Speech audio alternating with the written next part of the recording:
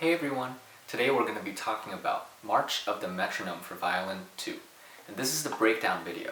So if you want to play the whole piece with me at metronome quarter equals 120, head over to the play along video. Before we get into it, let's talk about the tempo. The tempo, like I mentioned, our goal is quarter note equals 120. We can start slow and work up to that. Our key signature for this piece is G major, meaning there's only one sharp and no flats. That one sharp is F sharp. Now before we get into it, let's talk a little bit about dynamics. Most of this piece for second violins is in that mezzo forte to forte range. We don't really have anything quieter than that, so feel free to play out. You have a lot of inner voices as the second violinist, so don't be afraid to sing. And from basically section C all the way to F, you're marked forte, so really come out of the texture there. Alright, let's get into it. We're going to be talking a lot about dynamics, shaping, and also the use of our fourth finger. Take a look at the third and fourth measure of B. Let's play those two measures slowly so that we can practice using our fourth finger. I marked a bunch of fourth fingers in this piece so that we can avoid string crossing. When we're playing at a faster tempo, it could be easier to use your fourth finger, even though it's a difficult finger to use. It's a lot more helpful than worrying about string crossing when you're playing things fast. So let's work on measures 3 and 4 slowly. 1, 2, 3, 4.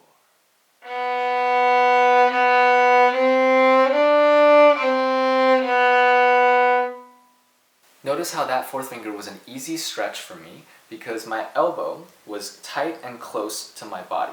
So anytime you have your elbow out here, it's going to be very difficult for you to play any fourth finger on any string of your instrument. So make sure when before you're about to reach for that fourth finger, have your elbow close to you. The next part we're going to look at is basically measures 5 and 6 of section C.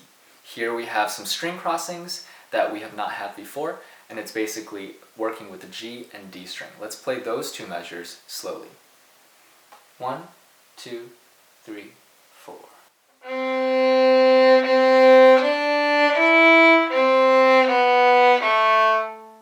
Notice how there are two notes on the D string, the open D and also the first finger E. And when I'm playing those two notes, my elbow is a lot lower than when I was playing on the G string. Always remember, the higher the string, the lower the elbow. And the lower the string, the higher the elbow. So it works kind of like an axis. The same thing happens in measures 6 and 7 of section D, but this time with the D and A string. So let's work on those two measures slowly. 1, 2, 3, 4.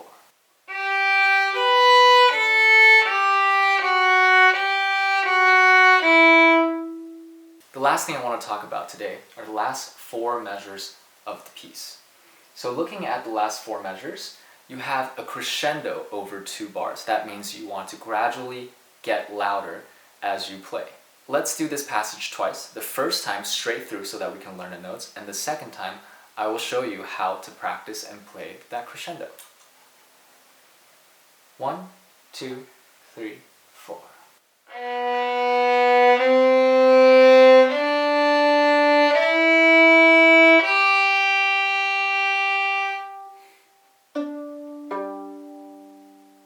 So that was the last 4 measures of the piece, and without crescendo.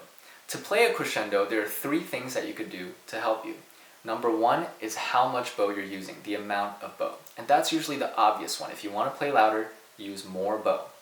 Number 2 is bow pressure, and that's how hard you're pressing into the strings. A lot of times we don't really think about pressure, but it's very important to use the help of gravity to help us push down into our strings and play louder. The third part is also the hardest part, is contact point, and that means where your bow is on your instrument. It's really hard for us to play quiet near the bridge and loud near the fingerboard. So the louder that you want to get, it's easier at the bridge, and the quieter, it's easier at the fingerboard. So with that in mind, let's play the last 4 measures with crescendo by using more bow, more pressure, and moving your contact point closer to the bridge. Let's try the last 4 measures. 1, 2, 3, 4.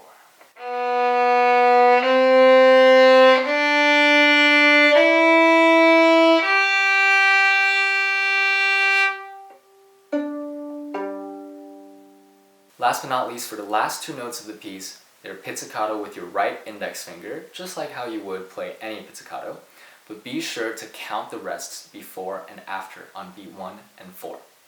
Also, try to open your hand so that you can play those open strings without the risk of hitting them and changing the pitch. So that's it for our breakdown video for March of the Metronome Violin 2.